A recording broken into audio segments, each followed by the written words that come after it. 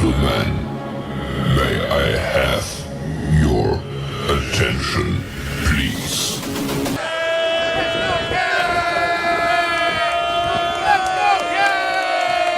The show starts in 3, 2, 1, go.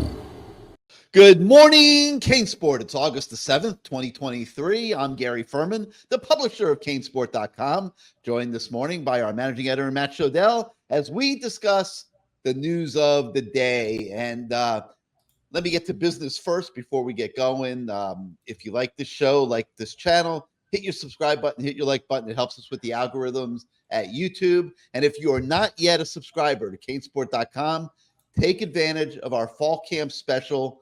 $74.99 for the year. That's 25% off. If you want to sample CaneSport for a month and then hopefully continue on with us, you can get your first month on a monthly subscription for $1. So Matt Shodell, it's been an interesting last few days because there just hasn't been, for the first week of training camp, not a ton going on. You know, the team, they have requirements that the team takes certain amounts of time off and things like that. And so they've been getting some of that in here because they got a busy week coming up this week with Canes Fest on Saturday and a full slate of practices. So kind of like a pause after the first few days of practice, gave the coaches a chance to take a little bit of a deep breath and evaluate film, see exactly where they feel they are here in the opening stages of fall camp. And I might as well start with some stories that we had in the last couple of days. We had the opportunity to talk to both coordinators over the weekend. So we brought you those stories. Matt, let's talk about Shannon Dawson, the offensive coordinator first.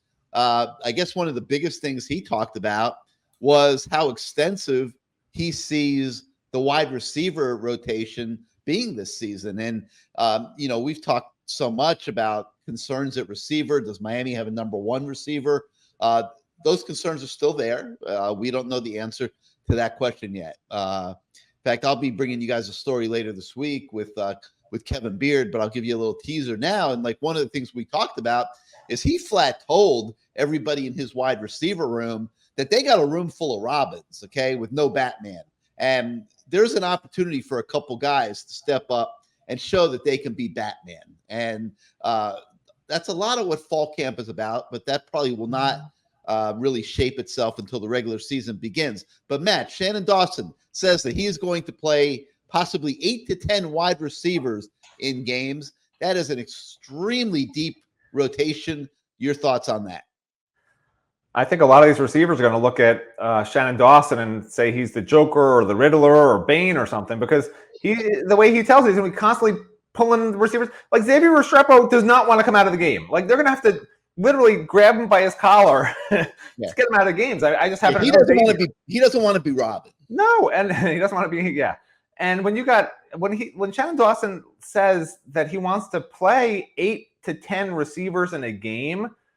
Yeah, that's like the Kevin Steele offensive philosophy. I don't really understand it. There's no reason your best receivers can't play most of the game. I mean, it's what they do in the NFL. It's what they do at pretty much all the top college programs. So to hear like this heavy 2-deep rotation, even into your 3-deep, was very surprising to me. That's a 3-deep rotation. Yeah, I don't understand. Maybe I'm hoping he misspoke, because there's no way you're telling me the 8th best receiver is just as good as your 3rd best receiver or 4th best receiver. Like you cannot convince me of that. I know Shannon Dawson's trying to.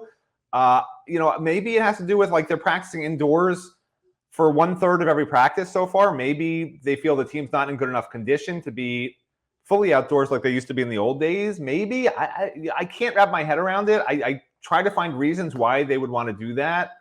I get it. They have an all-encompassing dude, Matt. Like they don't have those type of players like that are all-encompassing, that can just be out there no matter what the situation is.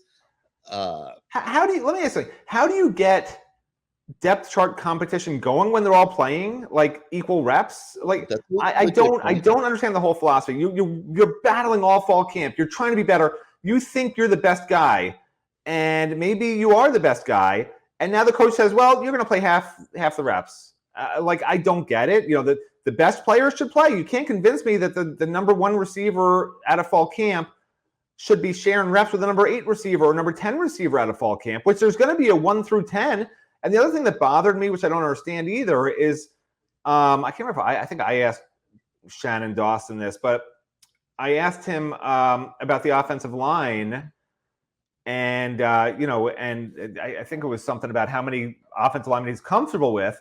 And he says to me, essentially, I have to ask Alex Mirabal about that. I was like, in my mind, I'm like, what? Like, I don't, you know, you're a week into fall camp. Your first game is 3 weeks away. There's just some things I don't understand. And I'm sure there's a reason for it. I'm sure I'm just misunderstanding because I'm an idiot.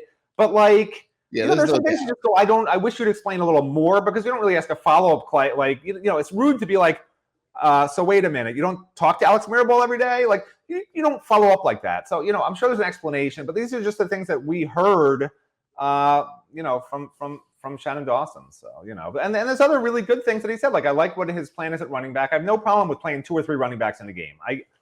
They all bring something different to the table. But you know, at receivers, to me, it's just different at receiver, especially a position that was so bad last year. So I don't really understand that as much. And you know, let me try to put some let me try to put my version of clarity into that. You know, they got a lot of guys that have individual skill sets, not a lot of guys that necessarily are the all-encompassing every down receiver. You know, Ray Joseph, okay, he's explosive, he's fast, but he's not really seasoned enough that you're going to want him out there for 60, 70 plays.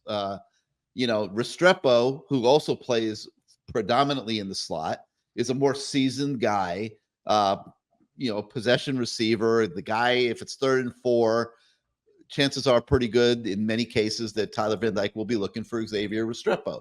That doesn't mean that if you want to attack down the field on 1st down, that Restrepo is the best receiver to have in the game. At that point, you know, you might want a Ray in there. Donovan Kirk is another one that they're talking a lot about as a guy who's almost like a running back in a receiver's body that they can give the ball to on short passes, and he can be explosive in the passing game. Jacoby George shows flashes of being a big play guy. Maybe there's certain plays that he executes very, very well. So, you know, Colby Young, the big receiver who you want to go to on the sideline and get him in one-on-one situations where he can exploit his size. But maybe there's certain times when he's not the best guy to be on the field. I think that I'm hoping and assuming that that's what Shannon Dawson is talking about, that he is going to strategically use his guys. And if that's the case, it's going to put a lot of pressure on him and a lot of pressure on Kevin Beard, the receivers coach, to manage what personnel is on the field for what play calls. And I imagine they're going to have to script some of that if that's the way they go. But if you're talking about playing 8 to 12 receivers, there has to be a method to that madness, no doubt about it. So this is going to be something that we will be watching as training camp goes forward. It's a very interesting subplot here right now to what is taking place on Green Tree Practice Field. And we'll continue to have coverage of that for you. As well. Look, you want my explanation for it. I think that he has had Tank Dell at Houston, a clear number 1 guy. It doesn't matter who you put in with him. I think he's freaking out a little bit. I think he doesn't want to be pigeonholed into saying, yeah, we're just going to play the 4 best guys. And maybe he's right, maybe he's wrong. But I can't remember any time covering the Miami Hurricanes that in a close game, the number 8, 9, or 10 receiver is in the game instead of the number 1, 2, 3, or 4 receiver. But that's what he says he's going to do. You know, this is something totally different from anything. Like, we've seen Miami running backs go 3 deep many, many times. We've never seen receivers really go, I would say, more than 6 or 7 deep. You know, and now he's talking, you know, he's saying 8 to 10 is what he said he's going to play in games for meaningful reps. You know, I get he's going to do 4 receivers. I guess the tight ends aren't going to play much of a role, maybe. I don't know, because he was talking about 4 and 4 being 8. You know, I get a sense that the tight end room might be in for a little bit of a surprise with how much run blocking they're going to be doing and how little pass catching they're going to be doing. And to your point of, well, each of the receivers have different skill sets. if a receiver's the best receiver you have, whatever his skill set is, like just because Andre Johnson was a big, fast receiver, oh, well, now we want to put in the small, speedy guy. Like, I don't even know what the hell you're talking about. Put in your best receivers. I don't care what their skill set is. If they're the best, it's because they're the fastest or they run the best routes. Whatever it is that makes them the number 1, 2, and 3 and 4 guys. Well, really 3, unless you're, going 4 wide. Like, play those guys. Play those guys. 80% of the reps. That's what receivers do. All right. And just for the record, when Shannon Dawson was talking about the offensive line, what he was saying was they had to get to the point where they had 8 or 10 guys that they could roll out there.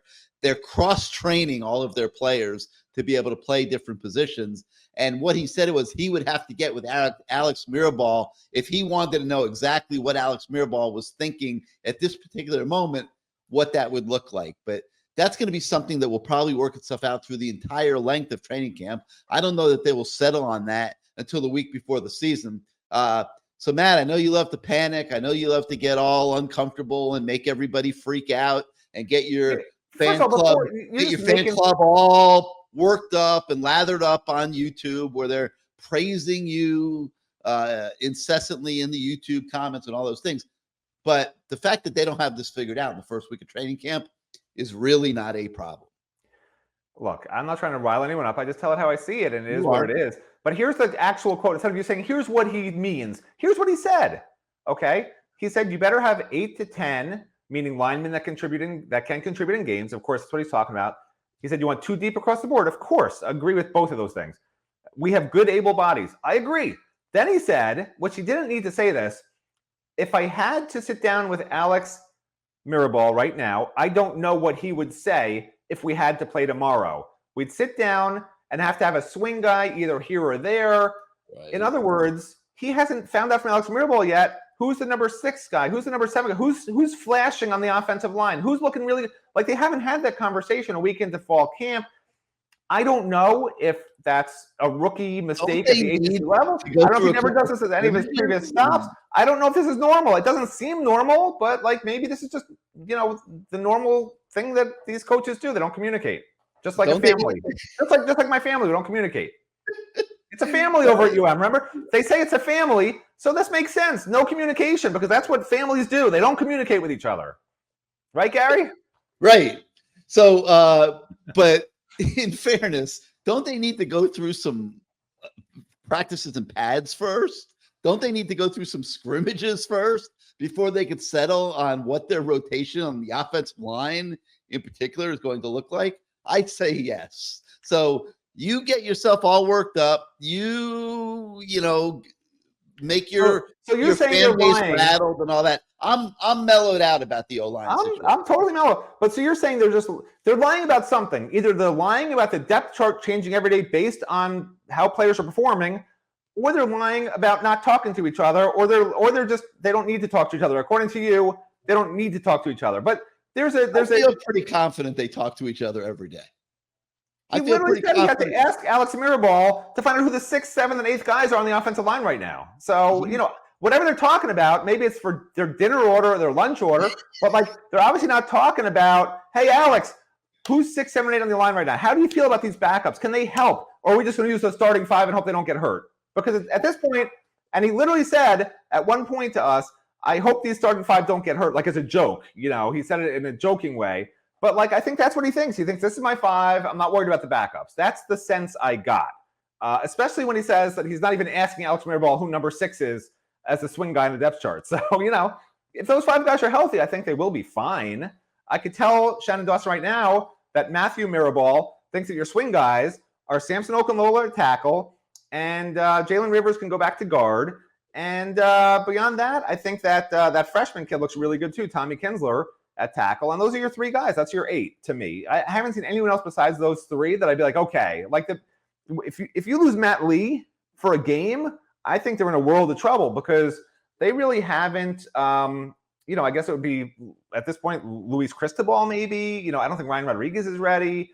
They put Jalen Rivers there in the summer for a few snaps, but you'd have a week to get him ready if Matt Lee got hurt in a prior game or something. That's the biggest problem right now. Because I could see some cross-training at guard and tackle. I don't see the cross-training at center with anybody that's going to be a difference maker at that position. So you got to hope Matt Lee stays healthy the whole year. That to me, honestly, him and Tyler Van Dyke, if you have to pick a player just not to get hurt, those are the two guys, because either of those two guys goes down, they're in a world of hurt, in my opinion. All right, so Lance Guidry certainly didn't get ignored in this talking to the coordinators process over the weekend, and those conversations with Lance Guidry, Matt, are always really, really interesting. And the thing that is sticking out to me is he keeps talking about how the players want to be aggressive, the players want to blitz. This is what we used to hear when Coach No D was running the defense, and they didn't want to play that passive reading defense. They wanted to get after people. So Manny Diaz comes in with the attacking style defense. Sounds to me like Miami's moving in the Manny Diaz direction here. They're going to have a lot of guys blitzing, a lot of guys, disguising things, and guys coming from all different angles. You can see James Williams in the box quite a bit, even though he's going to be listed as a safety. He's going to be playing more like an outside linebacker. Your thoughts on what you're hearing from Lance Guidry and how the defense appears to be coming together? Well, Lance Guidry, I don't know if he's messing with us, but he just seems very honest with what he says. Shannon Dawson seems much more careful in how he selects his words. Yeah, Lance Guidry has no filter. No, Lance Guidry this was one of the quotes from Lance Guidry, okay? Somebody asked him if they're only doing movement at the snap, because everybody knows, obviously, Lance Guidry's defense. If you watch them, when the ball snapped, I mean, everyone's running all over the place with their heads cut off, basically. So someone asked on Saturday after practice, what about before the snap? And he says before the snap, they're trying to make movement, not to create an offsides, but just to create, some confusion, change their rules. In other words, they're misidentifying the middle linebacker, et cetera, et cetera. And then he says to us, we're trying to change up the rules and then maybe move right back to where we came from. So like, who says that? Who says, whatever you see out there, offensive coordinator, don't worry, because whatever we're doing before the snap, we're just gonna be right back at what you saw in the first place. I mean, this is kind of funny. So I assume he's messing with us to some extent. I hope he's messing with us to some extent, and he's not constantly just like faking this and then going back into the original formations or whatever. But as long as he mixes it up, and as long as the players understand things, because again, Lance Guidry does seem like he's being honest, and he said right now they haven't put in the whole defense, and of what he has put in, he says the team can only run 75% of it, with any degree of certainty that he thinks they're okay running it. And then he's going to put in the rest of his defense, he says, and just throw it all against the wall and see what sticks, which is probably a Louisiana kind of thing to do. If you've been to the Louisiana bayous and stuff, you just toss stuff in the water. You got some chum, you throw it in there. You can maybe come up with some nice bass or some shrimp or whatever, maybe some beignets if you're lucky, leftover beignets that somebody tossed over the dock.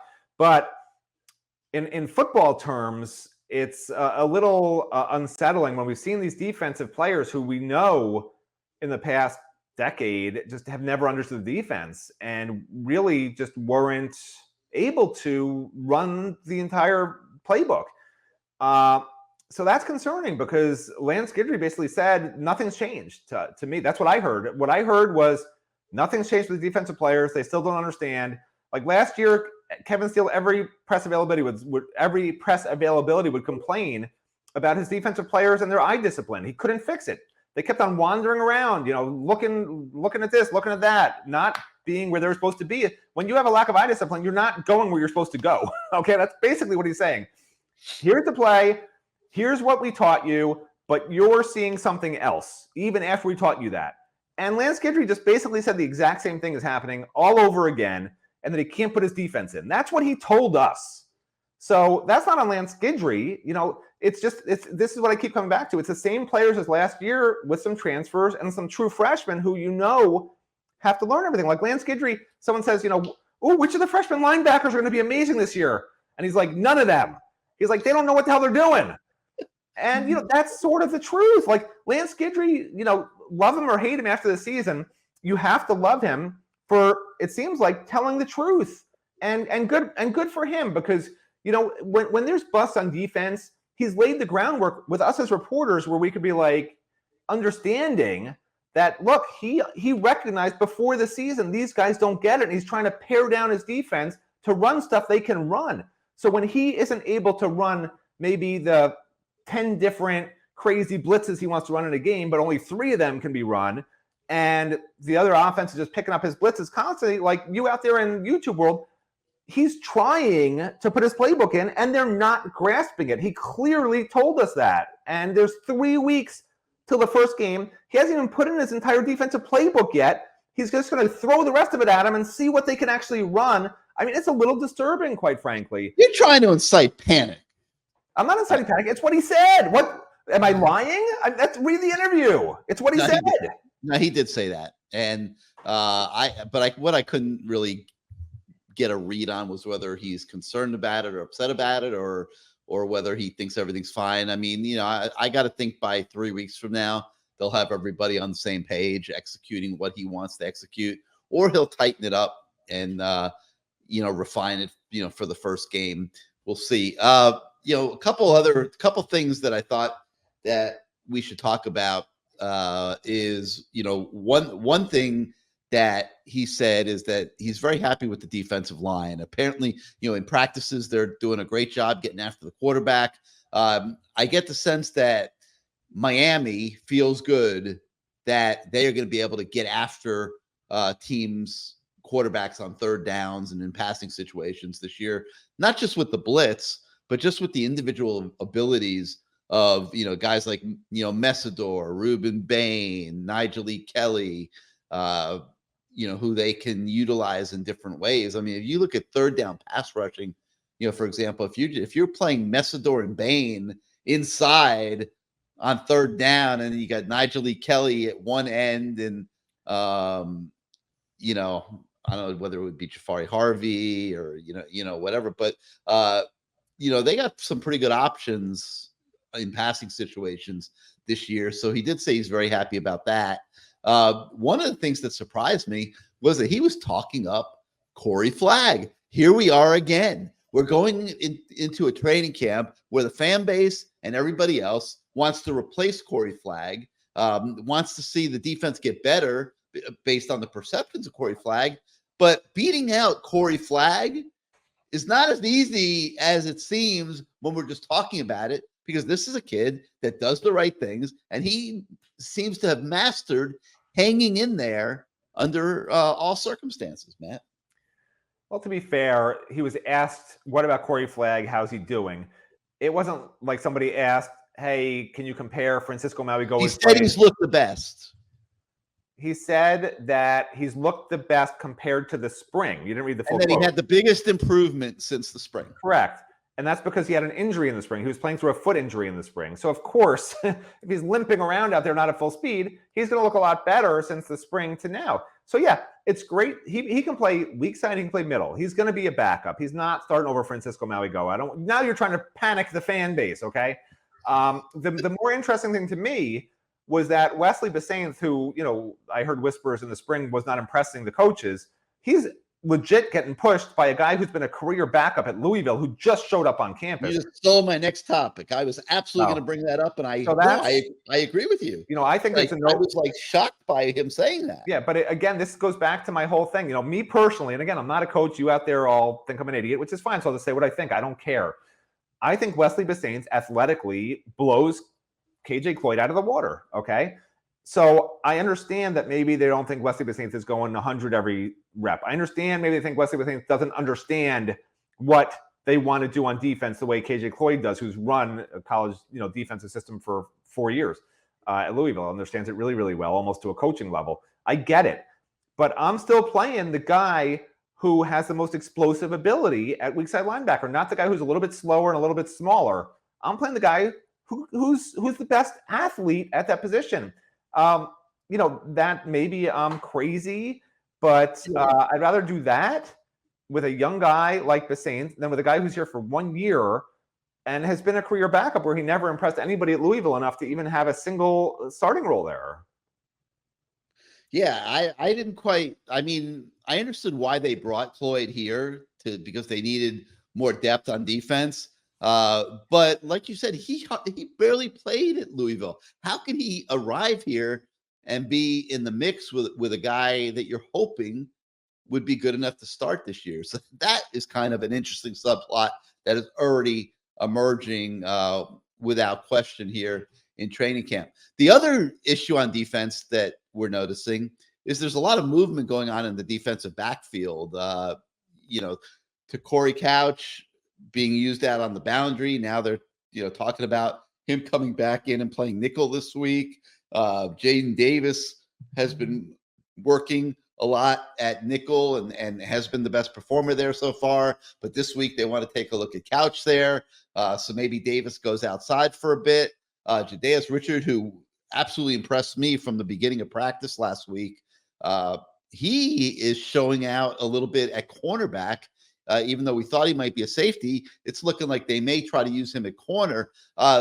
There's a lot of experimentation, Matt, going on in the secondary. And wait a minute, where the heck did you go? I disappeared. What? I'm talking to you. I heard everything you were saying, but I was in another room apparently. What the heck? I went into the party. I went into the CaneSport party room by accident.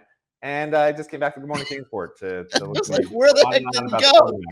Anyway, so you heard what I was saying. Good. Yes. I am talking about the experimentation taking place in the secondary. Yeah, I know.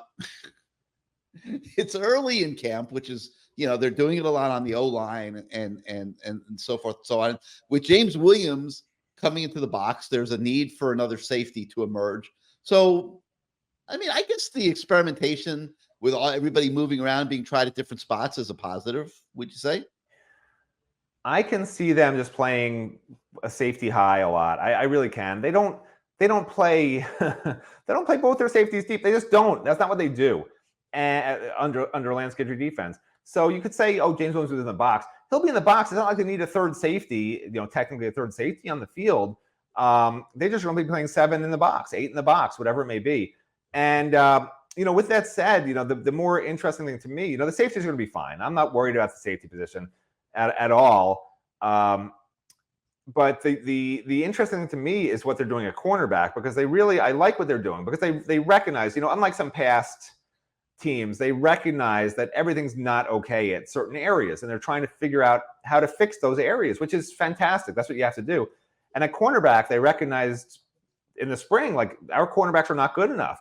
And they seem happy with Devontae Brown's speed, which is good. So if they can match him up with a fast receiver on another team who's not going to run great routes, he'll be fine. He has trouble covering guys who actually run great routes, but that's okay. And on the other side, they seem to be leaning towards Corey Couch, although they're going to start playing Corey back in the star nickel position this coming up week again. And of course, that's where Corey's always played, is that nickel spot. He's done okay there. But the fact that they don't feel they have a really decent second boundary, I'm not even sure they have a first decent boundary corner, quite honestly. But they are trying to figure it out. And they're trying to, so far, apparently, Jaden Davis has been the best nickel star guy they have. Jaden Davis, I believe, was an outside corner, right, a boundary corner at Oklahoma. So that's going to be a little bit new for him. But apparently he's doing fine there. So if you could find an answer maybe between Corey and maybe even the Vanderbilt kid, you're mentioning Jaden and then Devontae, maybe those are your 3 boundary corners, and you can figure it out, from there. But there's just not a lot of top end talent at cornerback, in my opinion, at this level that you need, or depth. So the cornerback's a big concern area. But the nice thing is what Gary mentioned earlier, which is the defensive line is really extraordinary. It should be one of the top, I think, 3 defensive lines in the ACC. And the biggest thing for Miami is going to be getting other teams in 3rd and 6 plus, because when you get another team in 3rd and 6 plus, and you can put a Ruben Bain or an Akeem Messidor on the inside, that's a huge advantage when you know that they're passing, because those guys are just monsters on the inside, getting pressure and filling in gaps, just scooting through gaps against these bigger, slower interior guys. The problem comes when they run on you. If there's a delayed draw on a 3rd and 4, because you put Akeem on the inside or Ruben on the inside, that can hit for a first down. So it's really got to be, to me, it's got to be 3rd and 5, really 3rd and 6 and more to do that effectively. And, Lance Guidry was talking the other day, it sounded like they had a lot of trouble stopping the run in the last practice. He wasn't real happy about it. So defense always obviously stop the run first. And other teams are going to be testing those defensive tackles like crazy, because it's not a secret that Miami doesn't have a big run-stopping defensive tackle that's, athletic enough to really be a difference maker. Leonard Taylor is not, that 320, 330-pound guy that's just going to stand you up and shove you into the backfield. So there are some issues there, and they have to figure it out. They have to figure out defensive tackle and cornerback. If they can figure out even one of those two that hits, this is going to be one of the better defenses in the ACC. I still think it's going to be a middle of the ACC pack, just because I've seen this so often. It's just not that easy where, oh yeah, it all worked out in the end. Like, when's the last time you said at Miami, oh, this area is a concern? It usually winds up being worse than what you thought, not better than what you thought. So how can you be great on defense if defensive tackle is a concern? Right. And I think it absolutely is a concern. Listen, I'll believe that Leonard Taylor is going to play hard every play and be an every down force when he shows us that he's going to do that. Right now he's he's potentially a great player, but we see flashes every now and then. Like, there's no consistency there. You're looking at possibly plugging a transfer from Purdue in at the other starting defensive tackle spot, because he's potentially better than what you've had in the program. And, that's going to have to be better than it's been in the past, Matt, for me to be convinced there. I obviously that is a legit concern. And if you're not solid up the middle, like Lance Guidry was talking about, they were having problems defending the run the other day. Now, I know the Miami offensive line has improved over a year ago. There is no question about that. But still, for the defense to be having trouble stopping the run is a concern from the other viewpoint. So, listen, teams never really know what they have until they get in actual games. And like you said, you're oftentimes shocked because it's not the way it looked on the practice field because of the different matchups and stuff and the quality of your talent at certain positions. And that has absolutely been a case at Miami in recent seasons. Hopefully the talent's a little bit better this year, that they are getting a more accurate picture in training camp of what they have and what they don't have. And they can shore that up. But defensive tackle is certainly a spot to watch. Now, while we were covering the coordinators, we've also been inundating all you guys with stories on all the key players on the team. We've had incredible amount of access. Week one, it gave us a chance to talk to a lot of these kids, do really good in-depth interviews. I hope you've been watching the videos, reading the stories. I'll touch on a few of the recent ones now, but just an enormous amount of coverage, both on the website and on our YouTube channel. And again, I'll say, if you like our channel, hit subscribe, hit your like. It'll help us with the algorithms at YouTube grow our audience. So let's talk for a minute, Matt. We have a story on the website with Javion Cohen, and he's an interesting cat because incredibly talented. When you're starting for Alabama, you're a good player, and he was pretty much a full-time level starter at Bama. Ran into some issues there. There was a lot of competition. He decided he'd rather come to Miami. His girlfriend's going to law school down here. That had something to do with it. NIL opportunities certainly had something to do with it. He says that the offensive line this year doesn't want Tyler Van Dyke to have to ever put his jersey in the washing machine. And I kind of love that, but your thoughts on whether that's reality? Javion knows they give you a different jersey every game. You don't need to put it in the wash. So, yeah, Tyler Van Dyke will not need to wash his jersey because he's going to get a new jersey every single week. So good job, Javion, on that. You protected Tyler Van Dyke's jersey. But the offensive line, I thought a year ago they'd be decent. They were terrible. This year I think they're going to be really good, and maybe they'll just be good. I don't know. But I think Javion Cohen is a great addition. He started at Alabama for 2 years. He did well there. Matt Lee, again, an outstanding competitor, not the biggest, fastest, strongest guy you're going to find, but gets the job done. He's a veteran. He started at UCF for multiple years, graded out really, really well. And then you have, Jalen Rivers, who's always been decent. You got Inez Cooper, who last year, as a true freshman did okay. And you got a 5-star Francis Mauigoa. Those are your 5 starters right now. And it can't be worse than last year. The only holdover from game 1 of last year, those 5 starters, the only guy who's going to be in the starting rotation is Jalen Rivers. That's it. There's no other option on the team that can start in game one that started last year. The other 4 guys are gone. 2 of them in the portal. So it's definitely going to be a much different looking line. And I like some of the drills they're doing.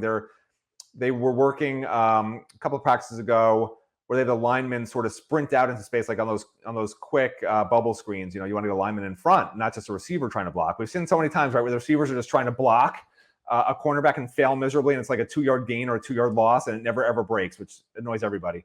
So now it's nice to see that they're actually practicing offensive linemen sprinting out there on those plays. Like you pull and you sprint, get to the spot before the linebacker does, and knock him off the ball or knock a defensive back off the ball, whoever happens to be there.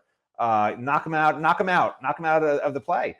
So that's a great drill. I've never seen them run that before. And I was talking earlier last week about how I wanted to see something different than what we saw in the spring. That was different. It was nice to see a drill like that. They also do combo block drills where they're coming off one block and then they have to get off and go into the linebacker, because you got to get to the second level. Like these are things we haven't seen in practices in the first 5 periods in the past that they're working on early in practices, emphasizing in practices, which is great. So I think the offensive line, the coaching is outstanding on the offensive line. I think the personnel now is a lot better. And you add personnel plus good coaching, and you get a restaurant like Luca that I went to last night, which I highly recommend to everybody. Highly recommend the patate frite, which are these round potatoes fried up, served in an amazing, I'll call it a white sauce, because I have no idea what it was other than being white. Definitely get the mushrooms. Definitely get the gem salad and get their crazy gnocchi. What was the special? But get their crazy gnocchi. And I did not get the tiramisu, but it looked amazing. I was just too full. Do not get the pesto pasta. Don't get the pesto.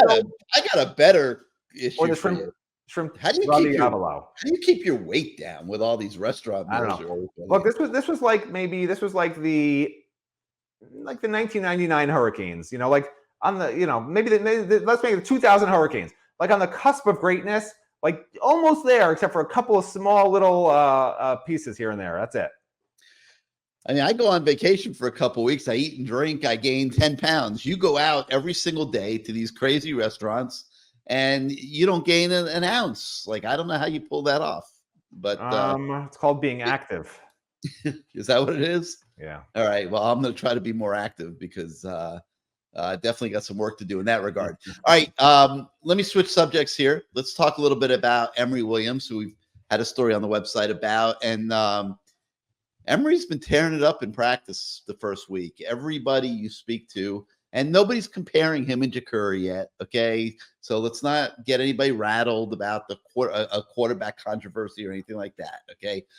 Ja'Cory's going to probably start the season as the backup quarterback. Okay. They're not looking to create a whole bunch of drama unnecessarily, I don't think.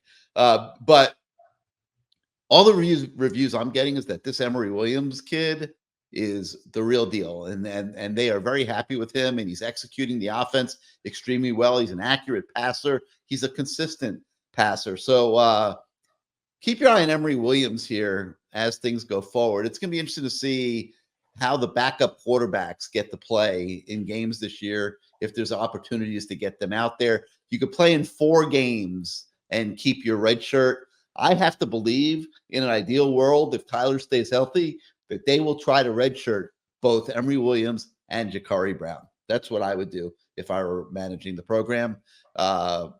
Give them some playing time in alternating fashion as the year goes on. You're not going to be able to play them in every game for sure. So I hope that a big agenda this year is redshirting those 2 quarterbacks, and I hope that they are able to do so. Matt, any thoughts on that front? Well, yeah, I mean, you redshirt them, but obviously they can each play in 4 games because they need to play. Yeah, correct. So you have 8 games, so you have 3 games where there's going to be games Tyler has to play the whole game. So yeah, I agree. It should work out as long as Tyler stays healthy. I think it's a very good idea. What's more interesting to me isn't, redshirting or the backup or whatever, because I mean, let's face it, these guys are great quarterbacks. They're not going to be here as redshirt seniors anyway, so that doesn't bother me either way. But what I would like to figure out is if Tyler Van Dyke goes pro, you have Ja'Cory and you have Emory Williams. And if one of them thinks the other one's better, they're going to leave, because that's the reality we live in. Well, will they leave before spring practice? No. No, probably not. But they're going to leave before next season. Right.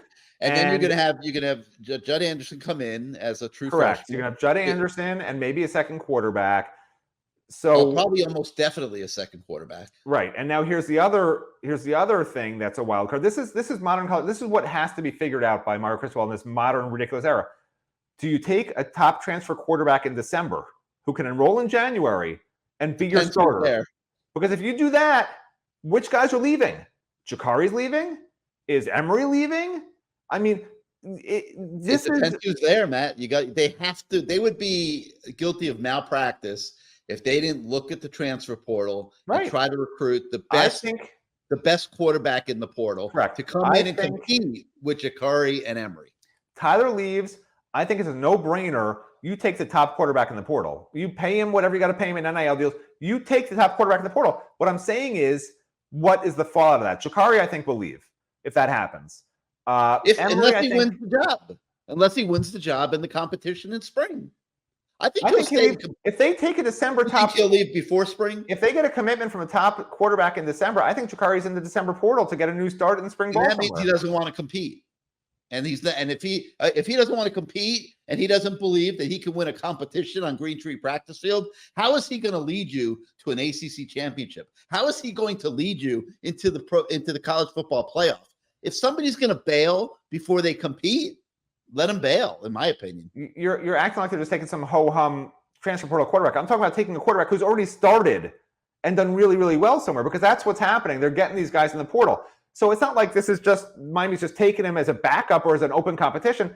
I'm saying they're taking this guy as a top quarterback in the portal and paying him hundreds of thousands of dollars in NIL deal. Like just to give an example, like Brennan Armstrong going from Virginia. No, that's not a good example because he had a terrible season. but it's still a good example. He started a lot of football for Virginia. Now he's going to be the starter at NC State. Yeah, so but he went in there and that was supposed to be a competition. But listen, the point is, if you want to compete with the guy, go ahead and compete with the guy.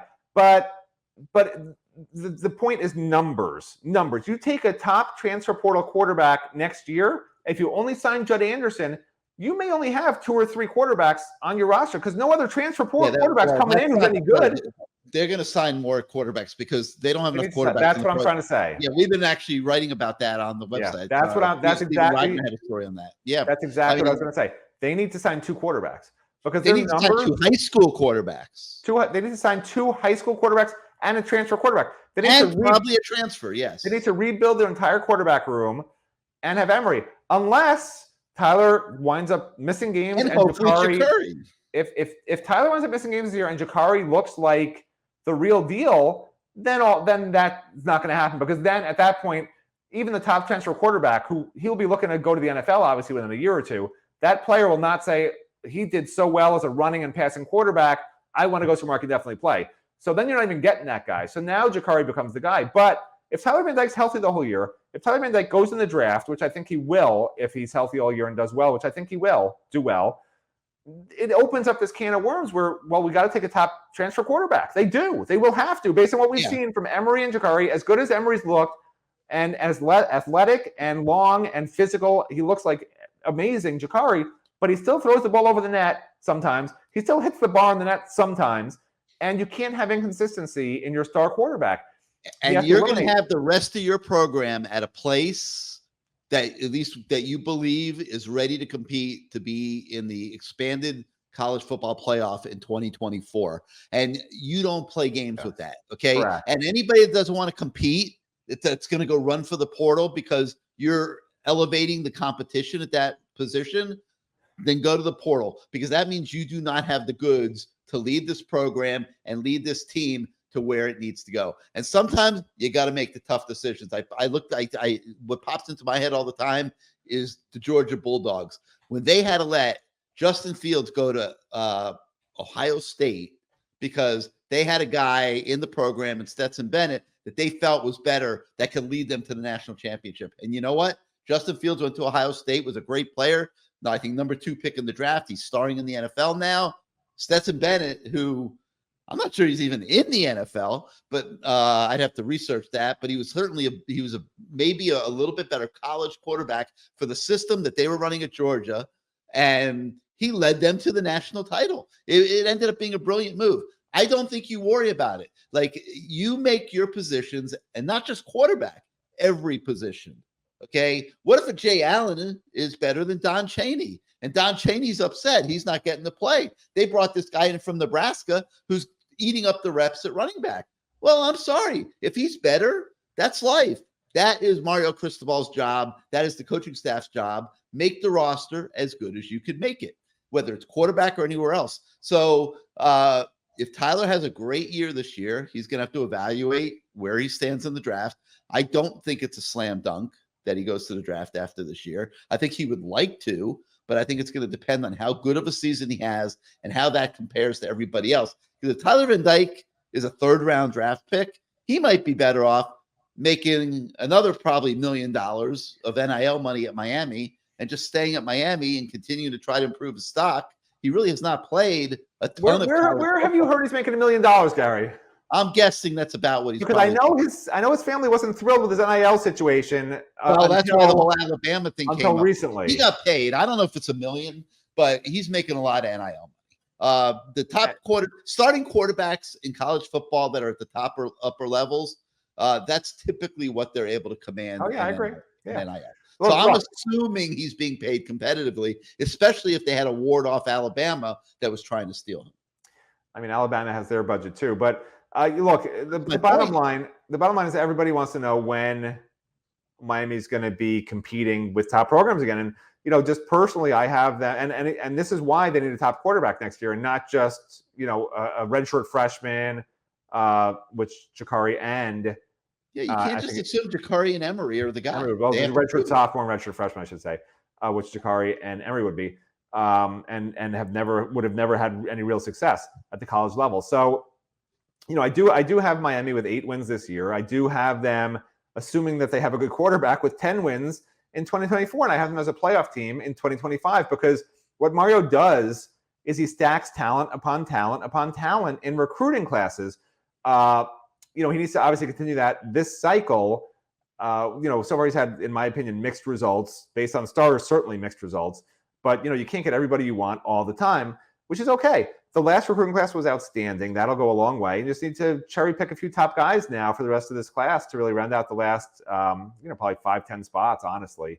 They have a lot of guys already in the class that are good players, and some of them are going to be great players. So with that understanding, the transfer portal they have to get weaned off the portal. And when I say take a quarterback, I don't want a portal guy. I want a free agent, which is what I'm saying. They've got to stop taking transfers. They got to only take free agents in the portal, because when you're going to be a great program, you're not taking the KJ Cloyds of the world. You're not taking depth fillers. You're not taking guys that can compete to be average with your average players. I'm not saying Wesley Saints is average. That's not what I mean. But what I'm saying is, in general, as a philosophy, don't take average portal guys or even above average portal guys because you feel like they can compete, because your guys already are just average or above average too. Get great recruits, get great players, and then get great transfer portal free agents to compete with them. The entire level of this program needs to be amped up. And I know the preseason hype's always off the charts. Oh, but if everything clicks, it's going to be amazing. New defense, it's going to be aggressive. The players love it. New offense throwing the ball down the field, it's going to be amazing. But when you talk to the people that know, and I'm not talking about people in the building, because the people in the building always think they're going to win. But when you're talking to the people who've covered this team for 20, 30 years, they're telling me that this is a team that might win 7 or 8 games if they're lucky 8 games. Like, that's literally a conversation I had the other day. The reporter said, I think they're going to win 7, and if they're lucky, they won 8. And, fans have to be okay with that. This is a team that won 5 games last year, that added 14 portal players, only maybe 4 of whom were free agents, and signed 24 recruits and 1 JUCO or 2 JUCO guys. And that is great for the future, the signees. And you just have to be a little bit patient, because again, I keep saying it, but 40 players are back from last year. A lot of them are going to be starting again. And that was a 5-win team. And the guys that are replacing the guys who either transferred out or left, a few of them are free agents, the Javion Cohns, the Matt Lees, even the Francisco Maligoas. And then there's a bunch of just true freshmen. And if Miami fans think true freshmen are going to just change this program from a 5-win team to a 10-win team overnight, that's just not reality for the most part. I mean, maybe they'll hit gold, and that's a 1 in a million type deal, and that can always happen, which is why in the preseason it's so great to say they're going to win 10 games. There's people on these podcasts who I know for a fact don't think they'll win as many games as they're saying out loud because they don't want fans to be mad at them. But at the end, and fans don't remember 3 months, 4 months later, but wait a minute, you said they're going to win 10 games and they won 7, or 6 or whatever. Fans don't remember it. They just get mad at you when you say it before the season, because before the season, hope springs eternal. We were on the message boards this week, and we were talking about the whole Big Ten expansion thing or whatever. And I had an impeccably good source tell me that the Big Ten had not even voted to expand. And Florida State is up there running their mouths, and they're trying to bully the ACC into giving them some type of favorable deal or whatever. And they're pissing off all the other athletic directors. Bubba Cunningham, the North Carolina athletic director, ripped them in a public forum. Dan Radakovich chimed in support of Bubba with ESPN this week. Florida, so it's Florida State against the world right now. And then the Big Ten goes and expands, the next day with the Pac-12, with Oregon and Washington. And immediately, one of our subscribers runs to the message board and posts, "Gary, you told us that the Big Ten wasn't expanding." Well, when I told you the Big Ten wasn't expanding, they had not voted to expand. I know that for a fact. Now, obviously, the Pac opportunity came along, and they had to very quickly make a decision whether they wanted to seize on the opportunity to land Oregon and Washington, which is an amazing coup for the Big Ten. It opens up the West Coast. You are getting arguably USC and UCLA are already gone. You're getting, the next 2 probably best programs from the Pac, and you have a chance to lock them in before anybody else, maybe including the ACC, gets a chance to put their bid in, and they decided to do it. But the point that you're making in that if you are not exactly right, you will get challenged is without question. And I wasn't even thinking about the Pac-12, honestly, when I was talking about the Big Ten. But I still don't believe, as we sit here today, that they have decided that they are going to try to expand into the ACC and steal a few ACC teams. Now, that could change, obviously. But, right now, all the information I had last week was that nothing was going on in that regard. One football item I still wanted to talk about today, Matt. There's so many stories on the website. We can't touch on them all. But we had a story with Joshua Horton. And, he's very interesting to me because when you look at Joshua Horton, he's a true freshman that has incredible athleticism. He dunks basketballs, things like that. He is a guy that Miami coaches think will be a first-round NFL draft pick in probably 3 years. And I think that he is working his way on the practice field into 10, 15 plays a game right now here in his freshman season. So I just wanted to, mention, make sure you guys check out the story on Josh Horton, because he's somebody you could be watching play here this fall. Now, all the coverage on the website is not just football. We do have some recruiting coverage. We caught up over the weekend with Fort Lauderdale St. Thomas Aquinas 4-star Miami commit receiver Chance Robinson. He is still locked in with the Canes, but Ohio State is trying very hard to shake things up and get in that battle. And Chance Robinson tells us that he may, in fact, visit Ohio State this fall. So that's one to watch. We talked about how Miami's eyeing a second quarterback in the class. We catch up with the guy that would like to be that second quarterback, and that is Hollywood Chaminade quarterback Cedric Bailey Jr. So make sure you check that out. Davion Dixon, he is a 2025 defensive tackle. He committed to Notre Dame in April, and he has a lot of offers, and he updates us on where things stand. He's also considering Florida State, Florida, Penn State, and Auburn. So you guys can check that story out on the website as well. So that's going to do it for Good Morning CaneSport this morning. We've gone 53 minutes. It's time to let everybody go to work. No practice today. So we'll be continuing to bring you guys more stories on players and recruits. Practice will resume tomorrow on Green Tree Practice Field. Remember, if you're not yet a subscriber to CaneSport.com, go take advantage of our fall camp special, $74.99 for your annual sub. Comes out to what, about $6.25 a month. I hope you guys think that is an unbelievable deal, and everybody will come on over who is not yet a subscriber to CaneSport.com and join our website here for the next year. If you just want to test it out for a month, you can pay $1 for your first month and sign up for a monthly subscription. And then after the first month, the regular monthly charges will apply. So for Matt Shodell, I'm Gary Ferman. Thank you once again for starting out your day with us, and we will see you tomorrow, everybody.